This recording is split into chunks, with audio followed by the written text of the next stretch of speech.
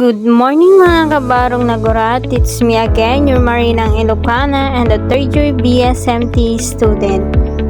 For the bangon na nga ako dyan ng napakabilis mga kabarong nagurat kasi for the late na ang person. Kinuha ko na nga ang tuwalya at maliligo na ako.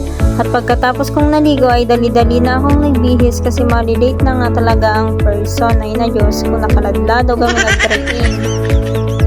For the makeup na nga ako ng very light yan mga kabarong nagurat at mabilisan kasi nga malilate na ako. Ngayong araw pala ang exam namin sa prelim mga kabarong nagurat. Kaya yan for the partak ang magrobot ang person.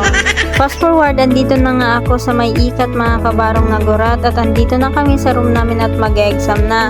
At pagkatapos ng exam namin, tumambay muna kami dito sa harap ng accounting para hintayin ang open gate. Ayan, shoutout sa inyong mga ikasyan. Ayan naman si Okok, ala Diyos ko.